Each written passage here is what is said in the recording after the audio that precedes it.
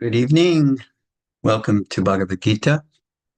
We are continuing our journey through chapter 10, is Vibhuti Yoga, the yoga of opulences of Krishna.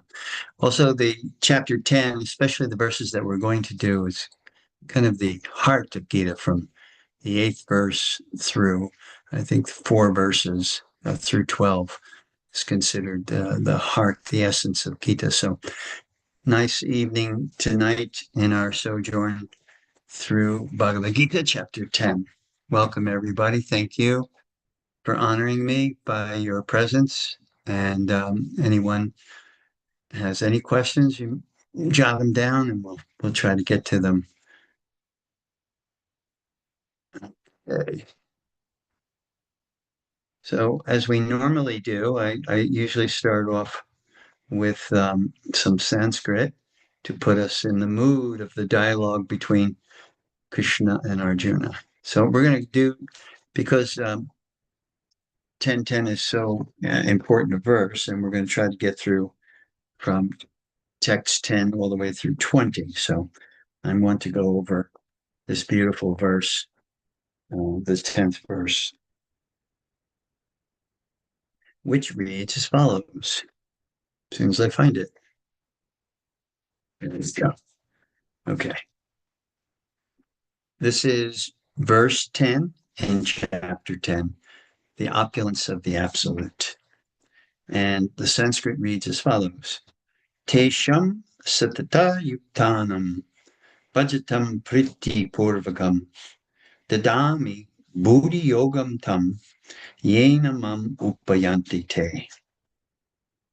And the translation, to those who are constantly devoted to serving me with love, I give the understanding by which they can come to me. Beautiful verse, isn't it not? Okay. So this is considered one of the crown jewel verses of Bhagavad Gita. Krishna is saying here, do this simple thing to those who worship me with love. Then I give the intelligence by which they come to me. So notice that Krishna is not saying ordinary intelligence. It's not like an academic thing that he's asking of us. It means divinely guided understanding.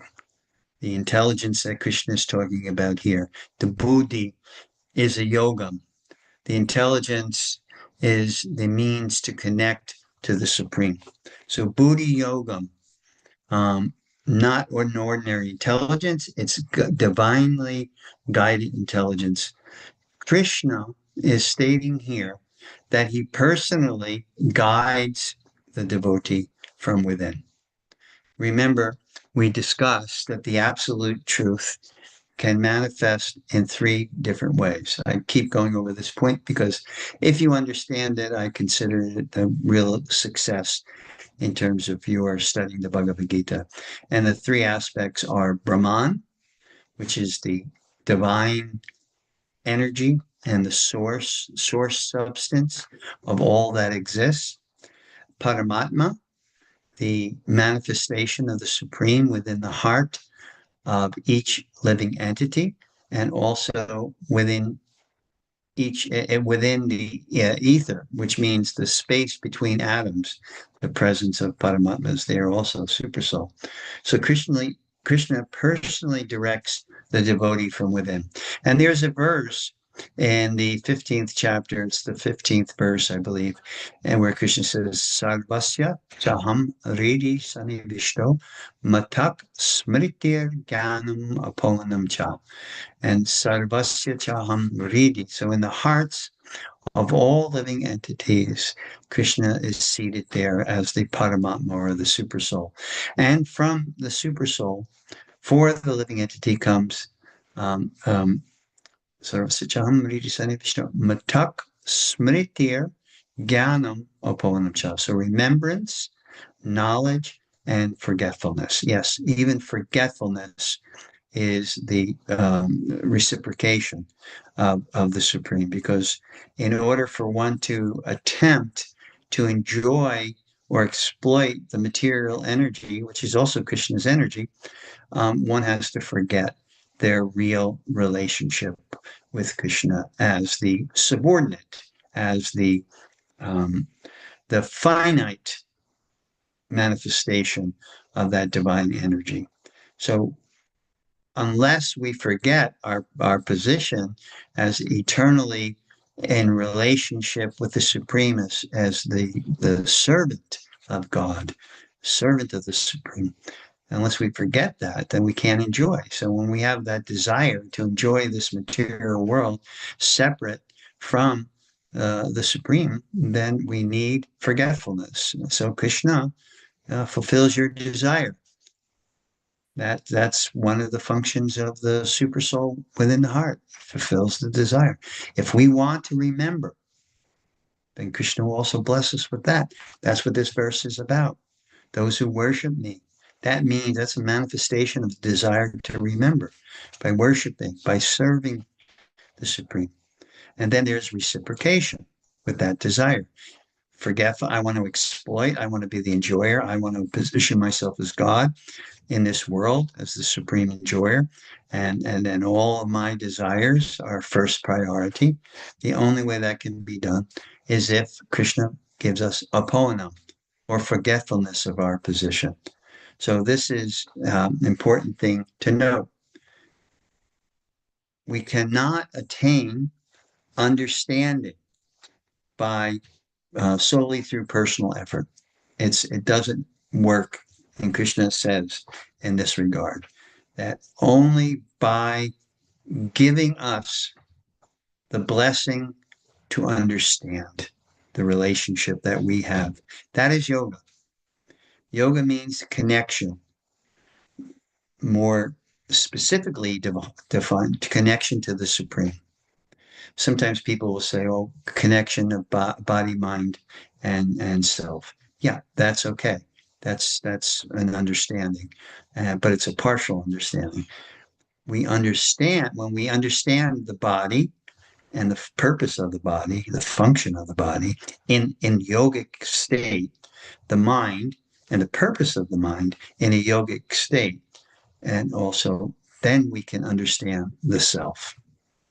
That's what Patanjali says in Yogas Chitta Vritti Nirodha. When we calm the mind through yoga and meditation, then the next result is we can see, we can experience the true nature of the self.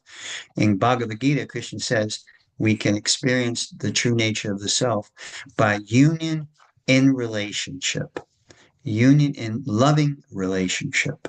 When we have union in loving relationship, then that's like the highest form, most intimate form of connection of yoga that exists. And Krishna says that can be achieved by my grace, by my mercy, as he says here. If you do like this, if you are entering into a relationship with me in this regard, then I bless you with that understanding that comes to me. And I've used this analogy many, many times in the course of our conversations. I've said, just as you have the ability to reveal yourself or not reveal yourself, depending on who you are, dealing with, and what if you want to deal with a person in a particular way, it could be aloof, it could be distant, it could be close friendship, it could be intimate, as lover beloved. Whichever way you choose to enter into a relationship with another, then that's to the degree that you reveal yourself. You have that choice. You have that option to reveal yourself, or the other option is not to reveal yourself. Similarly, the Supreme Krishna has the ability to reveal himself or not to reveal himself. And that's where apohanam comes from. That's the ability to forget, because that forgetfulness means that we cannot understand that even God exists. When we talk about apohanam in its deepest, darkest, we're talking about tamagun, the mode of ignorance. So when we're in ignorance, we can't even comprehend that there is a God. Or if we do uh, accept the notion that there is a God, we don't understand much about him or our relationship with him. It becomes very, very difficult. We may get to the point of saying, oh, he exists, and I accept that, and okay, doesn't go too much further than that. But when we elevate our consciousness to Sattva, more clarity is there, more understanding, knowledge is there, and we can certainly understand the principle that there is a supreme being, a supreme entity, that we are engaged in this yoga or this union. Union means to join, union, to connect. It means two are connecting, two are yoking together in this regard. So Krishna, when we demonstrate to him that we want bhakti, we want to have devotion and loving service for the Supreme, then Krishna reaches out. That's where the reciprocation comes. This is a relational yoga.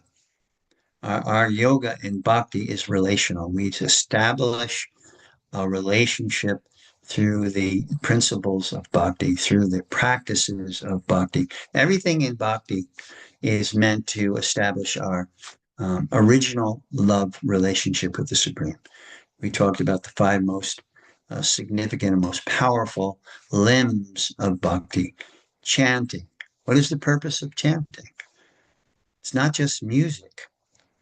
It can be seen like that. It can be seen as a music form that one enjoys, but chanting is actually an expression of the heart to enter into relationship, calling out the name, petitioning the Lord with prayer in this way. So chanting is there, sadhu sangha is there. We show by keeping association, right? We can't change people, but we can change people. So what does that mean? We can't change people. It means, you're not going to force someone into change. If you see that they're doing things which are detrimental for their well-being, you can't force them to change. So you can't change people, but you can change people. In other words, you can change your association. And that is the significance of sadhu sangha. You can change your association and enter into association that will help your consciousness to evolve to the point of understanding your love relationship with the Supreme. So that's it. So the five angas, the chanting, the sadhu sangha, the swadhyaya, self education, self-study, and the study of a sacred text like Bhagavad Gita. Tirtha, going to special places, holy places.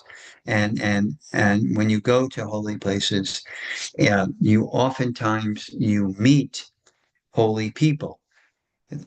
So then again, this is the principle of sadhu sangha. You meet holy people.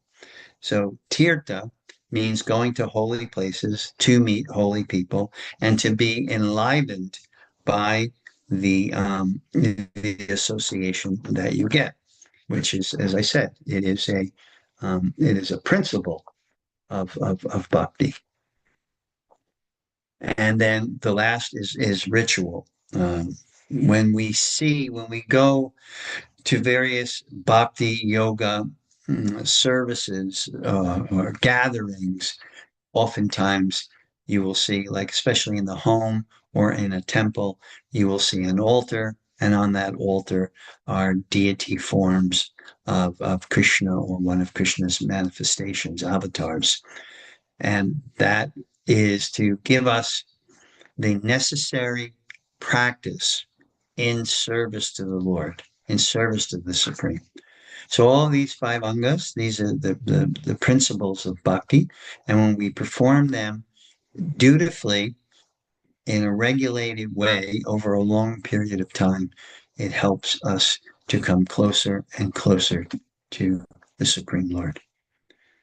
So this is how Krishna helps us.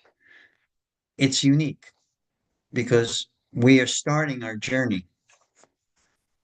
When we have a realization, I don't know in terms of you all, what was the motivating force to get you to to arouse your interest in bhakti? Would anyone like to share what was the motivating force which led you to the path of bhakti yoga?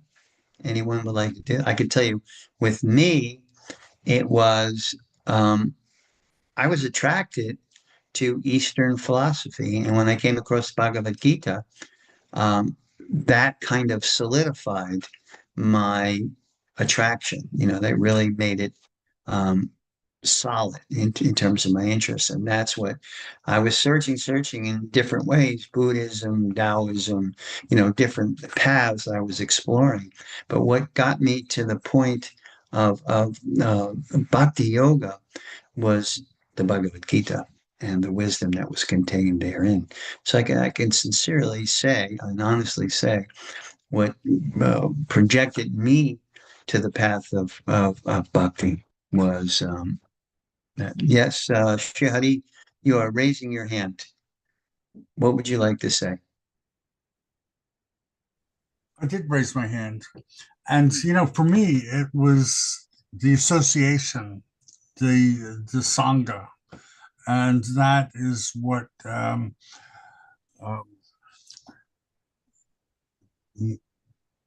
made me like totally attracted to Krishna consciousness. And and for many years, I've been looking for something like that. And through associating with the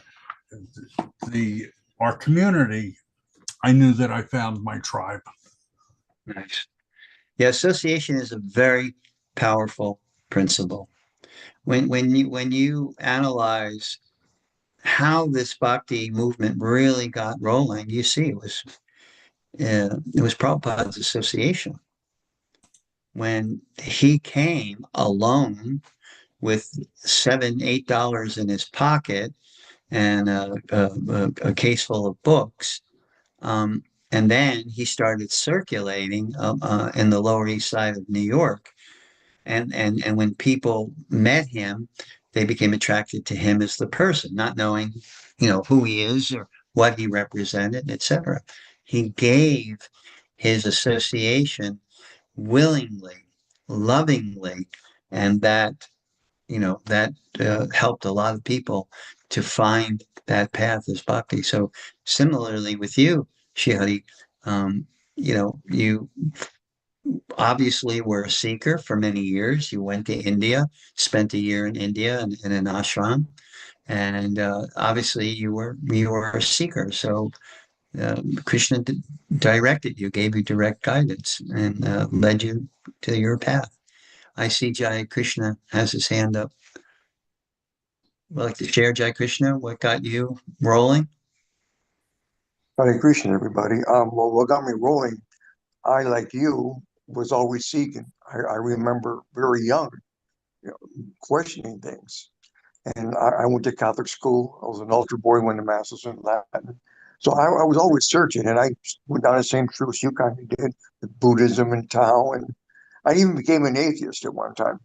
And the one thing that convinced me, of course, I'm not minimizing anything in our philosophy, but the one thing that answered my ultimate question for me, what happens at the time of death? Every time I would ask a priest, I would ask anybody, either we weren't worthy, we're not entitled to know, you'll find out at the time of death. Well, no, I want to know before, if I can. And so through the philosophy that we share, I am totally convinced on the path and how to leave this earth, because we're all going to leave this earth.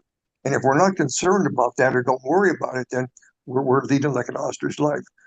So that's what convinced me, was getting that ultimate answer. Everything else, of course, is there. but that's the one that said, okay, they Right, got the answer. they reinforce each other, yeah. But I Yeah. had a conversation with a priest, and I asked the question, and he said, he gave me the same line.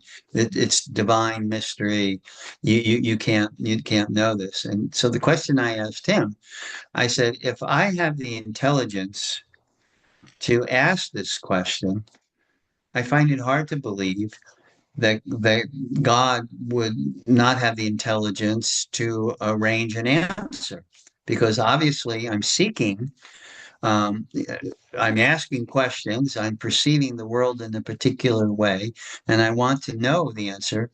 So if I have that desire and I have that intelligence to perceive the world in this way, to ask that question, I found it really hard to believe that God would leave it like a total mystery and you will never understand it until you die, but we're dying every moment. The cells in our body, thousands of cells, are dying every moment. So it just seemed like you, Jai Krishna.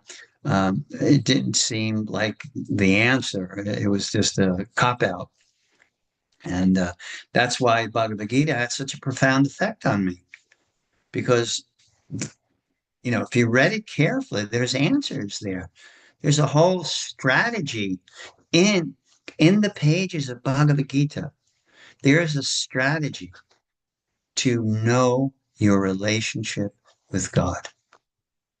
And that strategy, we have to look at it, holistically. That strategy, according to the Gita, whether you accept it or not, the Gita says that Krishna is God. So holistically, we accept the teachings of Bhagavad Gita about God because it's coming from God. And who knows God better than God himself? So it's just, that's a holistic understanding of the Bhagavad Gita and our interaction with it.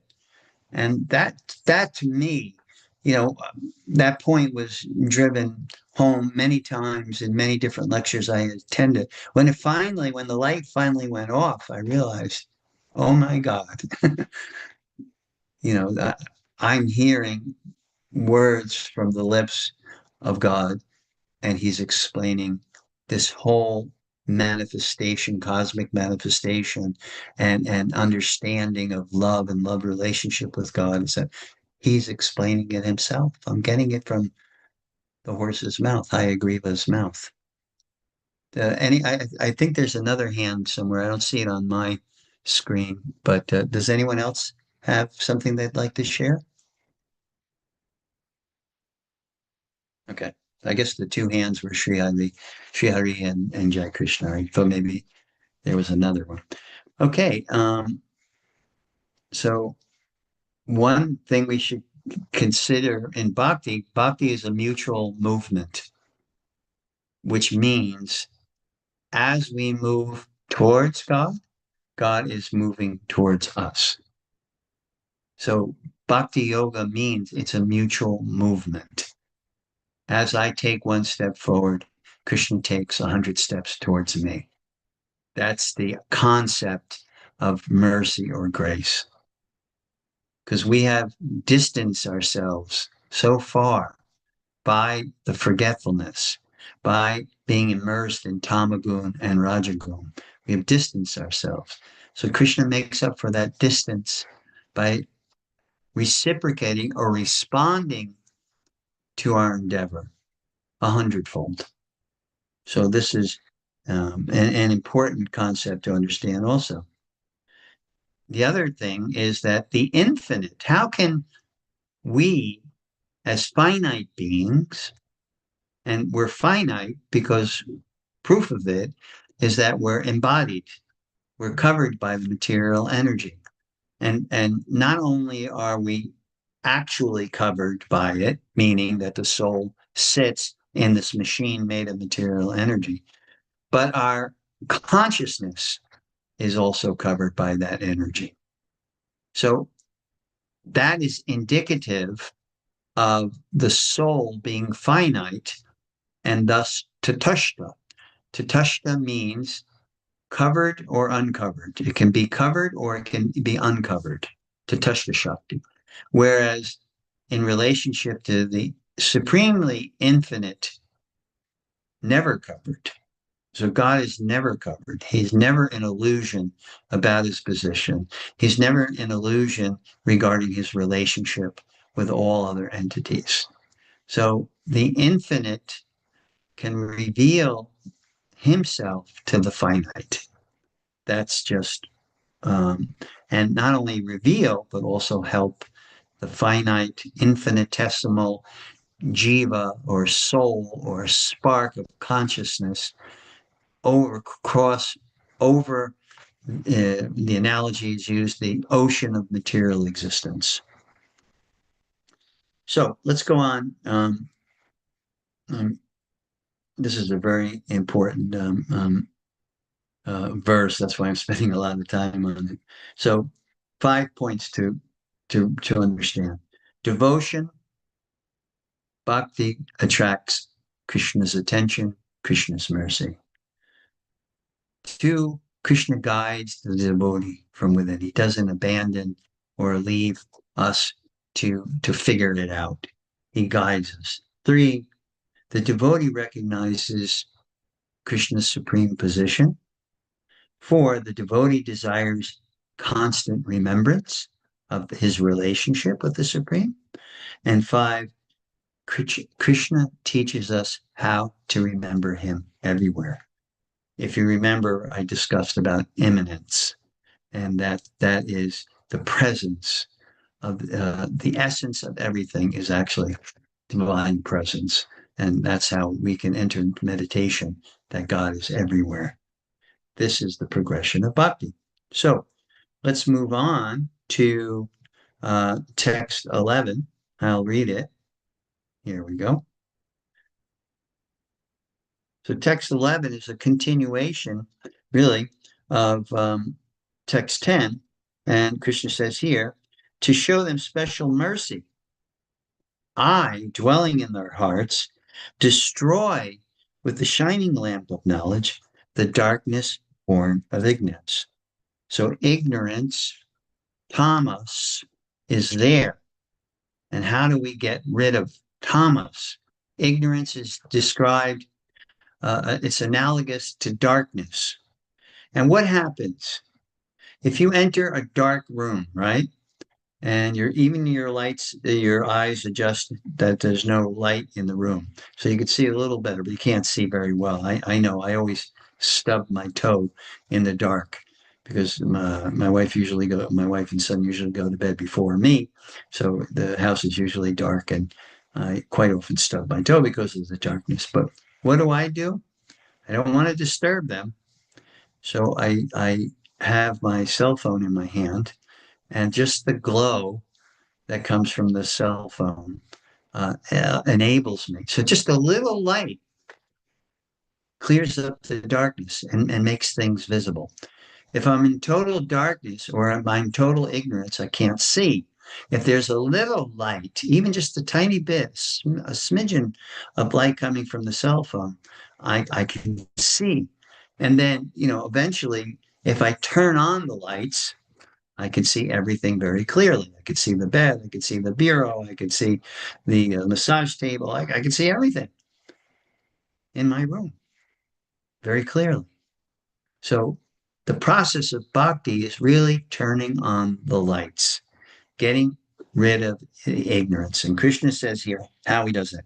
To show them special mercy, which Krishna indicates in the previous verse, if you're devoted to him, if you're surrendered to him, if you're worshiping him, then to show them this mercy, this is how the mercy manifests. I, dwelling in their hearts as Paramatma, destroy with a shining lamp of knowledge. And some of you heard me chant this mantra. Certainly, if you're Trish or Angelica, those of you that go to the Thursday night kirtan, sometimes I sing as a opening mantra. Om Jnana Timarandasya Gyananjana Shalakaya Chakshurum Militam Jena Tasmai Sri Guruve Namaha. So with the shining, the torchlight of knowledge, my teacher illuminates my path. I'm in the darkness of ignorance. I can't see what's on the path. I can mistake a rope, think it's a snake, and experience fear. But just by having this torchlight in my hand, it illuminates the path. And this torchlight will help me to see clearly. So the torchlight of knowledge is given by the teacher, the guru. And then we can see very clearly the path. So this is what Krishna is saying. What is the guru? The guru is the representative of the Supreme. When we have the great fortune of meeting someone who is pure in heart, someone who is living bhakti, and then when we have that good fortune, that person shares with us their revelations, their understanding of the relationship, then that person is actually shining the torchlight of knowledge. There's actually three types of gurus.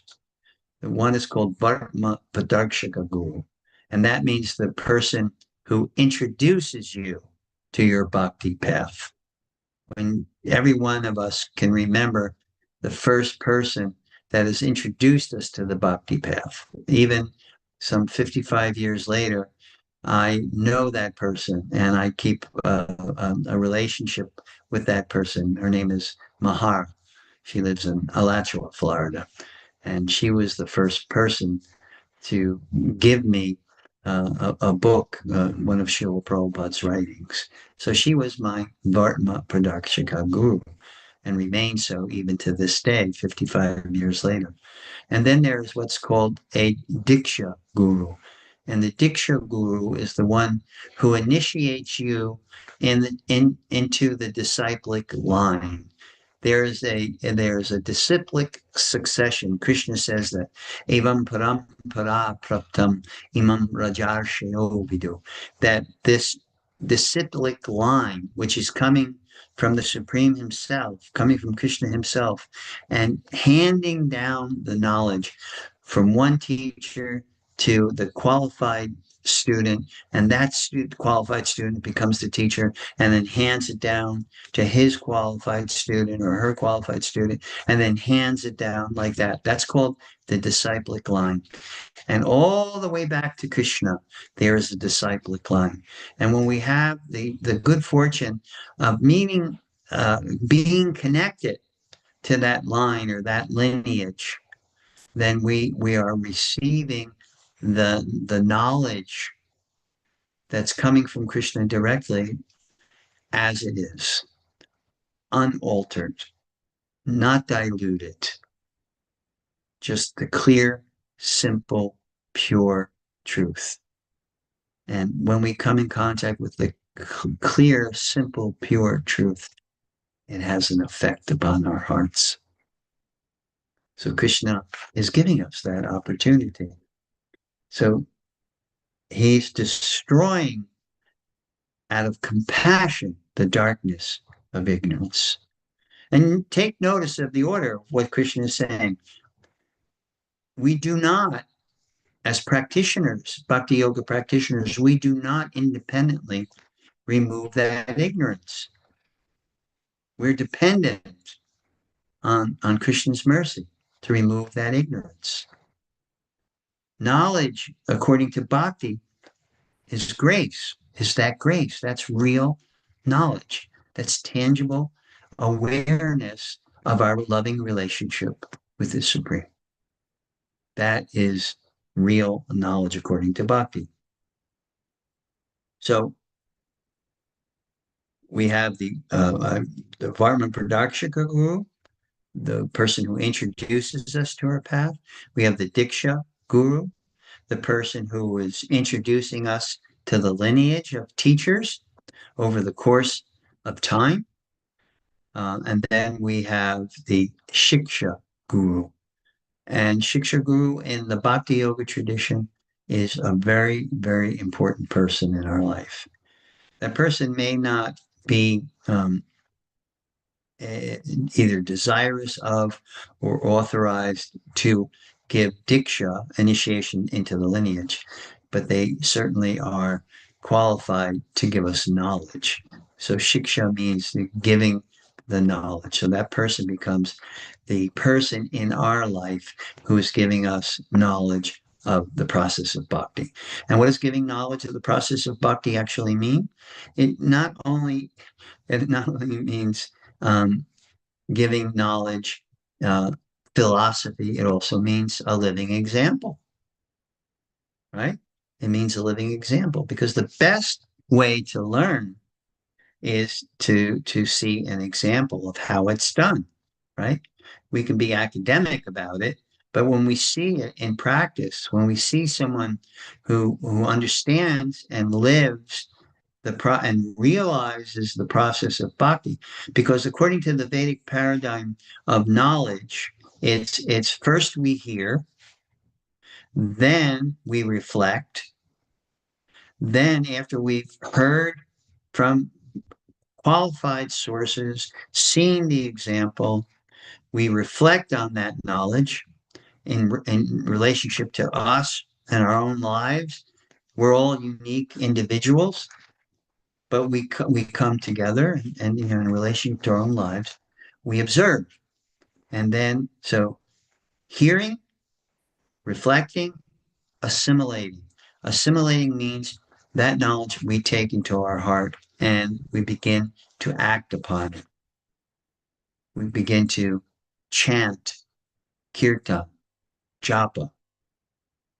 How many of you are not chanting japa, but are interested in that concept of meditation?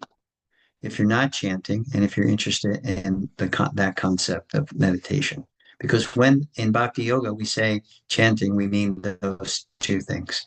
Chanting is the personal meditation, and kirtan means we come together. And kirtan is wonderful when we come together because we're all different, we're all unique. You know, it's like putting a pizza together. One part of the pizza is wheat, another part of the pizza is tomato sauce. Another part of the pizza is mozzarella, if you're having a regular cheese pizza, or if you want to add olives. And you're adding all of these different ingredients and different herbs together. And what happens? You have this incredibly tasty dish. So kirtan is, we're all coming together. We're all different. We're all different ingredients. One of you is wheat, another of you is cheese, another of you maybe the tomato sauce. I'm the olive oil, another person maybe the olives. We're all these different ingredients. We come together in kirtan, and we create, by Krishna's mercy, we create this beautiful sound of vibration, and it's very, very tasty. Angelica's making some nice comments there. Thank you, Angelica. Um, so, um, and another way to look at it, we talked about the three gurus, right? Another way to look at it is guru, the shiksha, diksha, or vartma production guru teaches externally. That's one way that knowledge and connection manifest through the external manifestation, which comes in the form of guru. Another way is the Shastra. Shastra means the sacred text, like Bhagavad Gita. There are many bhakti sacred texts. Of the many bhakti, the foundational texts are Bhagavad Gita, and then the postgraduate study, which is called the Srimad Bhagavatam or the Bhagavad Purana. So this Shastra contains the eternal principles of truth. And what you'll notice is that guru who is teaching externally is always referring to Shastra. because those eternal principles have been given, like in the Bhagavad Gita, have been given by the Supreme himself or the pure representatives of the Supreme. You have to be very, very cautious. If you're following a path of yoga and the teacher is kind of not having any reference to anything other than their intelligence. They may be highly intelligent individuals. They may be perceptive of things going on in this material world. But there can also be their intelligence and their perceptivity can also be influenced by the gunas. And the gunas can give a misperception of a point. So that is why in bhakti, it's recommended you seek a teacher, and that teacher is external. That teacher, what will that teacher teach from? Well, what are we doing tonight? We're being taught from Bhagavad Gita. Krishna and Prabhupada are giving us a wealth of information. I'm trying to sort it out for you a little bit, answer questions and share realizations. And so that now we have those two elements. And what's the third one? And when we're approaching external guru and we're referring, as they do, the external guru to Shastra, that's demonstrating to the internal guru, which is called Paramatma, Super Soul.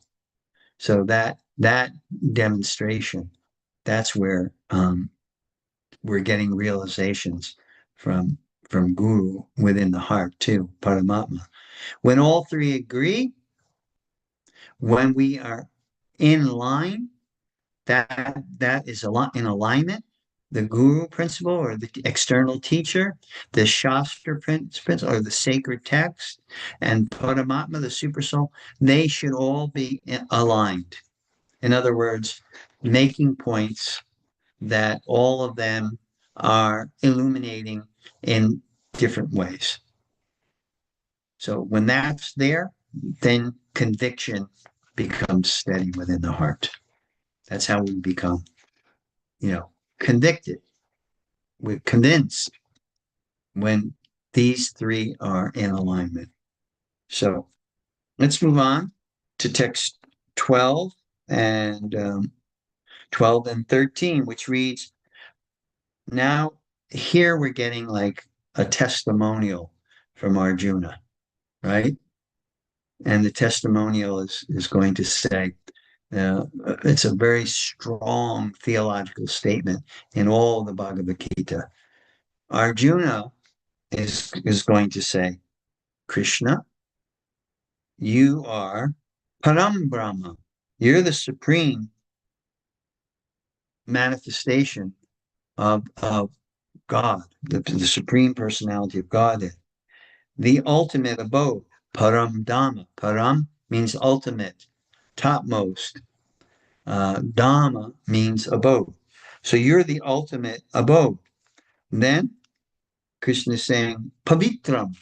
Pavitram means pure. So you're the purest. You're the absolute truth. You are the eternal, transcendental, original person, the unborn, the greatest. So Arjuna lists all of these things. You're supreme Brahman.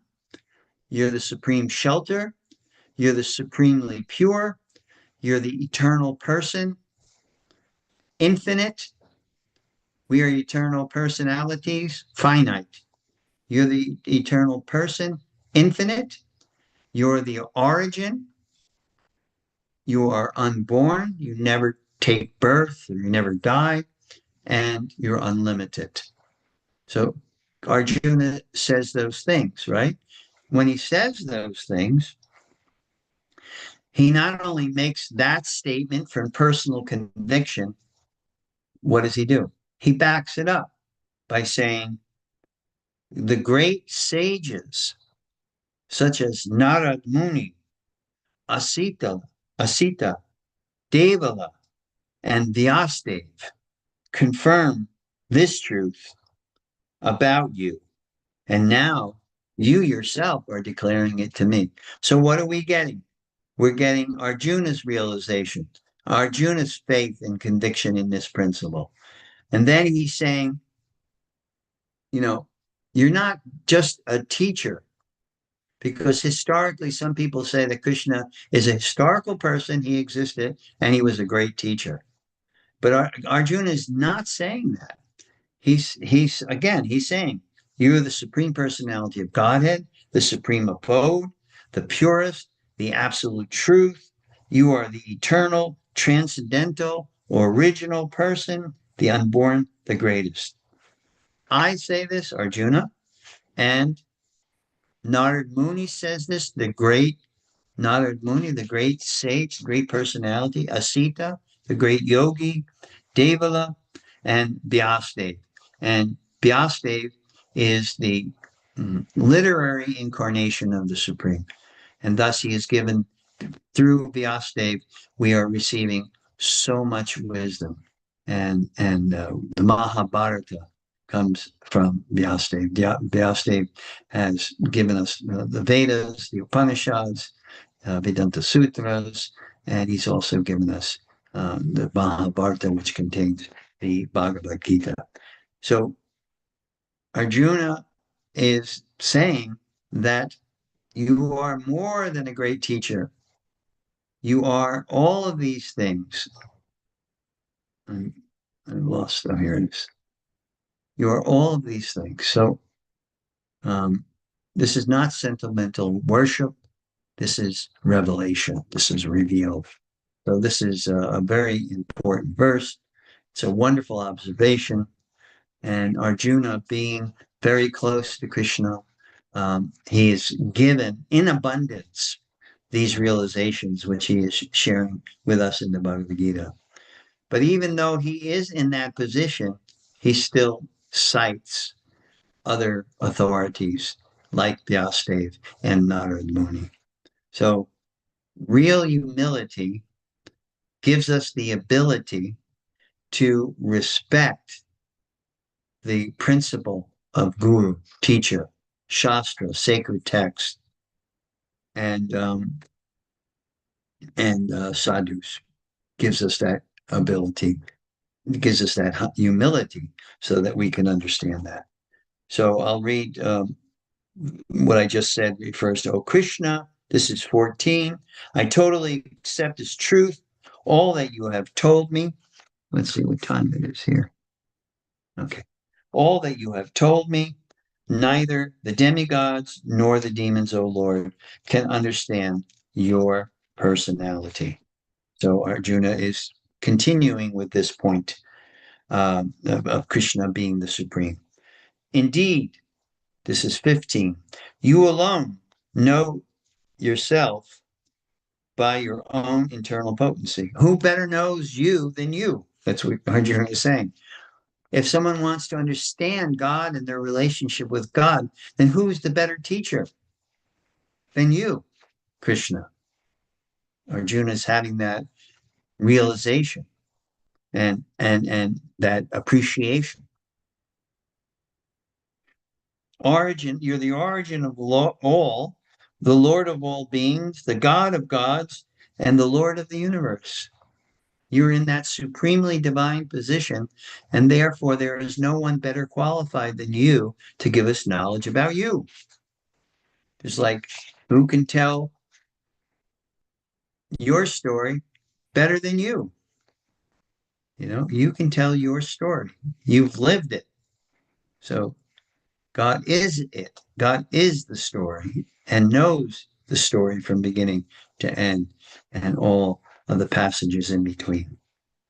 So this is text 16. I'm going to move on to text 16 here. Okay. Yeah. So Arjuna is not asking for proof when he makes the statement. He believes it and he has realized it. Realization, remember this point, we discussed it before. There is knowledge, that's called jnana, but there is also vijnana. So when I said the paradigm, the Vedic paradigm of learning, and that's to hear, to reflect, and then to assimilate.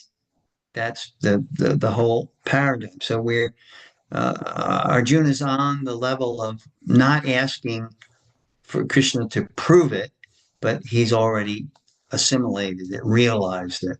And then what is he doing? The fourth aspect of the Vedic paradigm for learning is share the knowledge. That's why in Bhakti, we're very keen on sharing our realizations. That's why I love to teach, the Bhagavad Gita and the Srimad Bhagavatam and the other Bhakti texts, because whatever I've been blessed with, there is great joy and satisfaction in sharing that, so that I have been blessed in that way. If I have any realizations at all, and I can share those realizations, and I feel that this is the completion of knowledge, of learning, and it's congruent with the Vedic paradigm for learning, because the fourth principle is to share the wisdom, and even whatever little you know. It's not that you have to be a big scholar. It's not that you have to have been practicing for so many years. Whatever little you know and you understand, and you can effectively assimilate and incorporate it within your life and lifestyle, share it. It is a joy, and it helps you. The more you speak what you're beginning to understand, the deeper that understanding becomes. So this is, a very important point that Arjuna is making. So in text 16, he's saying, please tell me in detail of your divine opulences by which you pervade all of these worlds. So this question is different. It's not like, oh, convince me, that you're God. He's just saying here, share the details. I want to know about your divine qualities and characteristics, your opulences. Please share with me. And then in 17, oh Krishna, oh supreme mystic, how shall I constantly think of you? And how shall I know you? In what various forms are you to be remembered? So in the previous chapter, Krishna gave us what is Yoga Maya. He reveals that, and only surrendered souls can see him, can be blessed with that understanding. So Arjuna is saying here, show me the way home, please. And I want to know this. This changes everything. Knowledge should increase our remembrance, not our curiosity. When we get real knowledge, and when we begin to start implementing that knowledge into our lives, it doesn't just pique our curiosity. Oh, this is novel. It goes beyond that. It goes to the point of now it's starting to resonate with me.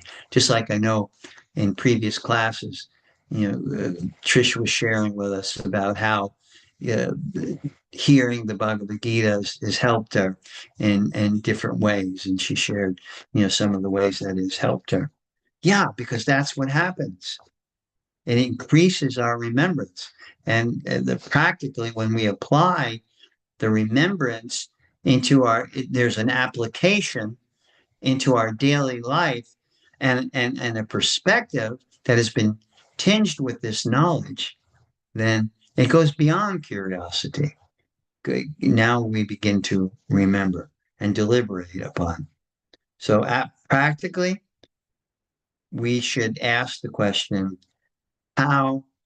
what we're doing in Bhakti Yoga will help me in my remembrance. How will it be there during the course of my day, my working day, my parenting day, my social day? How does it all work? What's the practical application of this? How can I be in a position of remembrance? That is important. how much knowledge can be there, through this process. And that's why we're doing text 18. So Krishna says, text 17, "O Krishna, O supreme mystic, how shall I constantly think of you?" So he's asking that question. How? Krishna says, just think of me always. Manmana bhava mad bhakto madhyaji mam namaskuru. Always think of me, always bow down to me, always worship me in that regard. And now he's asking, Arjuna is asking, how do I do this? In what various forms are you to be remembered? How do I remember you? In what way? Now we know in the Bhakti Yoga tradition, there's Nama, Rupa, Guna, Lila. These are the various forms, ways that we can remember. Nama means the name. That's why we chant japa. That's why we do kirtan. Nama, Rupa, form. Why do we have beautiful pictures of Krishna and Radha, Krishna and the cows, Krishna and the cowherd boys? It helps us to remember what Krishna actually does. And we're so fortunate that we know what God does and likes to do. It's Nama, Rupa, Guna, qualities. What are the attributes of God? And finally, Lila. What does he like to do? What's the play? What play does he like to do? So Nama, Rupa, Guna, Lila, that helps us in remembrance. I'll go on to text 18. And text 18 reads as follows. Yeah. Oh, Janardhan, again, please describe in detail the mystic power of your opulence. I am never satiated in hearing about you, for the more I hear, the more I want to taste the nectar of your words. This is just describing the process of hearing. In other words, if you are hearing through japa or through kirtan, and you are hearing properly, in the proper mood with the proper intention, then you want to do it more. It increases your desire to do it more, which increases your desire of remembrance of the Supreme and your relationship. Text 19 reads, the Supreme Personality of Godhead, Krishna says, yes, I will tell you of my splendorous manifestations, but only of those which are prominent, O Arjuna, for my opulence is unlimited. See, it's not possible to comprehend the greatness of the Supreme and the qualities of the opulences that are there. So therefore, Krishna is saying, okay, I'll give you some insight, a little hint of how you can remember me and meditate upon me. And now the last verse in this series, 20, I am the super soul, O Arjuna, seated in the hearts of all living entities. I am the beginning, the middle, and the end of all beings. So Krishna is making a very definitive statement, which he will elaborate upon in the next upcoming verses. And that is our class for the evening. And I now open up the floor to anyone who wants to, say something, share with us. Always feel free to share with us your observations. You may be blessed with a realization that is going to be an aha moment for the rest of us, including myself. So don't ever feel like, you shy in sharing your observations. Be forthcoming and bless us. Or if you have a question, come out with it. Let's clear it up. Or let's open it up for everyone to meditate on that question. So I have a question. Who has a question there? Sri Hari. Jai Shri Hari, please. Okay, my question is this has to do with the 10th verse, the last paragraph in the purport. Okay. And that is that my question is, Does Krishna work with everyone, whether they are devotees or not? Yes. The answer very definitely. So that means he works with them in the way they want. That's why he says, as they surrender unto me. And what does me mean when Krishna says that? It means him, the supreme personality of Godhead. It means him, the divine energetic manifestation of Brahman. It means him as the Paramatma, the super soul. All these are manifestations of him, and also the external energy, the material energy. So whatever you are surrendering to, that's how Krishna reciprocates with you. That's how he works with you. So if it's we're covered by the material energy, both physically, literally, and our consciousness is covered. So he works with us in that way. So within the realm of the material energy, there's karma. You act, and there's a reaction. And when we have this principle going on in our lives, action, reactions, eventually we learn that, if I act in this particular way, I'm going to suffer, and then we begin to learn our lesson. And then that may bring us, to the point of inquiry. So everyone is brought to Krishna consciousness, but at way different paces. Very good. Very well stated. Yes. Everyone is on their path. Now, you may take a detour and go to the right and hang out in the material energy for a while, but eventually that detour will lead you back. What is the purpose of a detour? Takes you off the main route, right? And you go roundabout. But where does it bring you?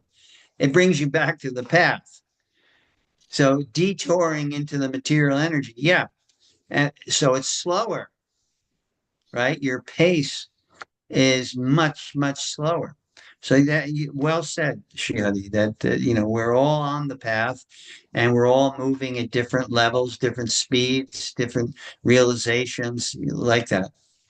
So It's like yes, the adage, the all rivers lead to the ocean, but some rivers run deeper and faster. very well said. Thank you for that. Yep. Thank you for sharing that question, which is partly your realization, and now that helps us. Anyone else have question, observation, perception? Hey, Premarnava. Harimol. Hari, Thank you. how are Thank you you? so much for giving us your association. Thank Um, you for I giving me was in yours. Otherwise, how would I get your association in New Jersey? We used to do kirtan together all the time. Play yeah, Premarnava used to remember. play. He doesn't used to play, but he plays mridanga. And when I was living in New Jersey, we'd have these really nice kirtans at yoga studios, and I'd always ask Premarnava to come and play mridanga, so I could just focus on chanting. And he would always come whenever he was available. He would come, Yeah, which thank was you. like almost all the time. No, I was appreciating these chapters of the Gita. They are very sweet. They are kind of Oh like yeah, the essence. And also in the beginning, you were asking about what brought you to spiritual life. And I remember I was like miserable, as a teenager, and I was suffering. Oh, in quite like, which is the same as looking for the answer, right? right. But you're suffering like a dog, and then Krishna just like almost kills you, and then they gives you the the answer. Yeah, yeah. Anyway, When we come to the point of faith that Krishna is doing everything for us, not to us, because when you're suffering, you go, "Why am I suffering? Why am I having all these physical problems or financial problems or relationship problems? Why me? Why me?"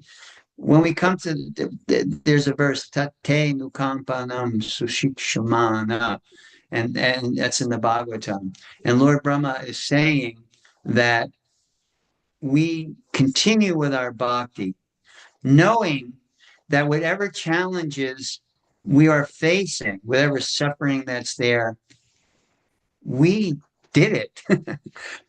It was our action that elicited this karmic response. So when we get to that point and we understand, sometimes, like, especially as I'm getting older, I could trip or whatever and scrape my knee or whatever. And I get up and I say, why is that? What's going on here? Why am I hurting my legs all the time? And then I realized, yeah, because you earned it. You went to that restaurant and you ordered that and you're getting that response. And that's for your benefit. That's for your growth. So embrace it.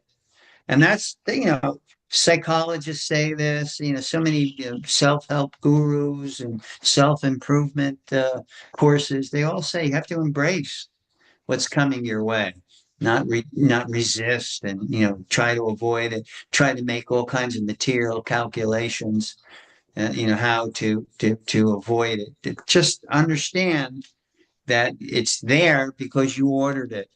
And I said this before, you go to a restaurant, you tell the waiter, you want the veggie burger with pickle and onions.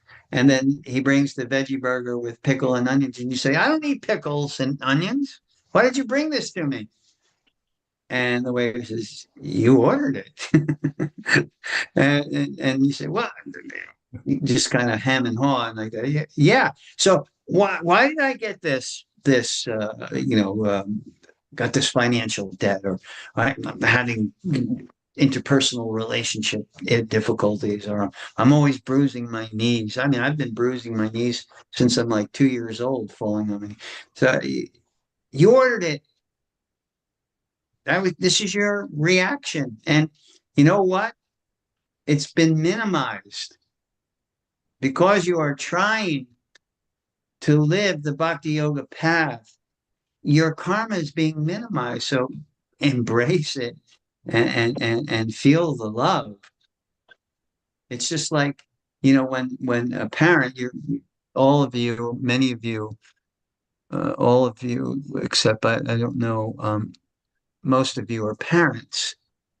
You don't inflict, you don't chastise your son or daughter because you're mean, unless you are. But not, I know you are not. You in the course of your life, you chastise your child because you want to help them. You want to wake them up to what is the path. You want to direct them and guide them. And sometimes that requires chastisement. So you do it out of love. It's like if a little child, say your child at 2 years old or 3 years old, is turning on the stove and going to put their hand in the fire. And you grab them, very quickly and very roughly. You didn't do it because you wanted to freak the kid out or hurt them, or you did it out of love. So this is what Krishna does to us. Sometimes we need a little slap in the head, and sometimes we need a big slap in the head. It depends what Krishna is trying to wake us up to. Just like with your child, your reaction has, I'm sure, varying degrees of intensity, depending on how urgent the lesson is. But in all cases, it's out of love, even though it may seem intense, maybe appear like anger, like that. But you're doing it out of love. So all these reactions, challenges that we're getting, Krishna is giving it to us out of love so that we can learn, we can improve, we can evolve. Any other question or comment or observation you'd like to share with us? Yeah, Lakshmi, I liked what you said about how you could take one step towards Krishna and he'll take 100 steps towards you. Yeah. And that with spiritual grace, that's just beautiful. It really Yes. stood out. Yeah, thank you for that. Thank you for me sharing that with us. Yeah, because, when we put things into perspective, right? And when I say let's go the whole 9 yards, in terms of Bhagavad Gita perspective, we're eternal, right? We're eternal beings. So that means there has been our existence before this existence. So we've committed or we've performed actions and we received reactions from not just this birth, from previous births. So look how deep we have been involved in this material energy. How long and how deep it's been.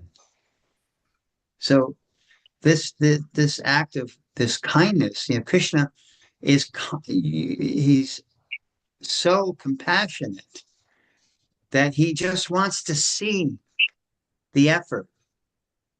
And that's why I use the analogy, one step elicits 100-step response from Krishna. That's because of his compassionate nature. And we should understand that and think like that.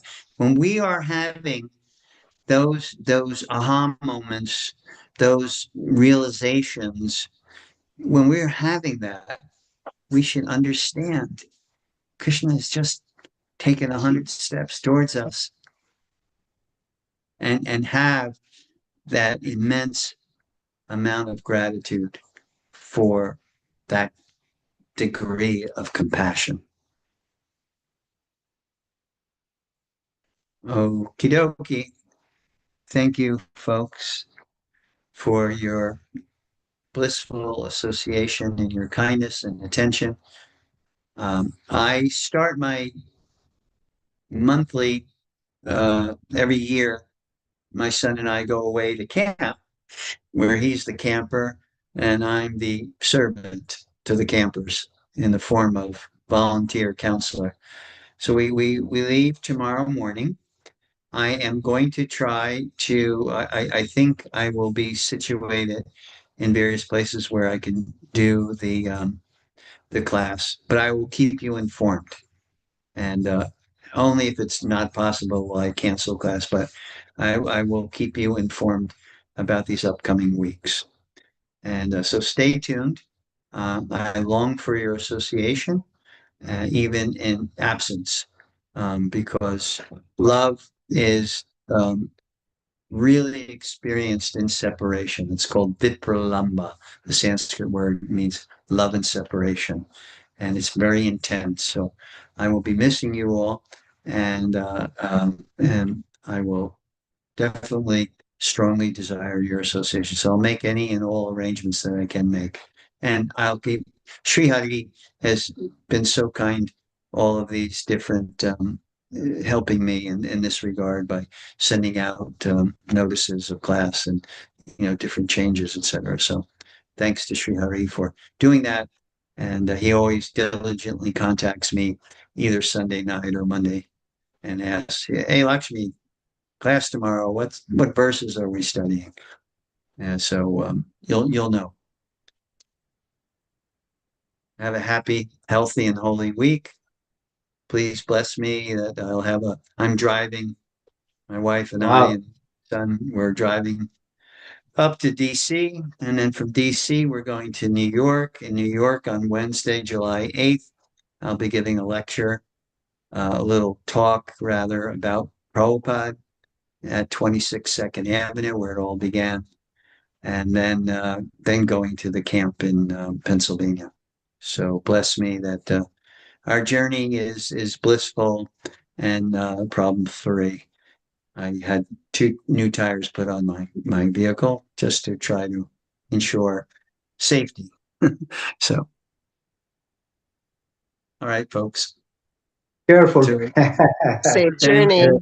Thank you. Thank you so much. Thank you so much. A good trip. We'll Thank see you. you soon. We'll see you. I look forward to seeing you soon. Hare Krishna. Hare Krishna.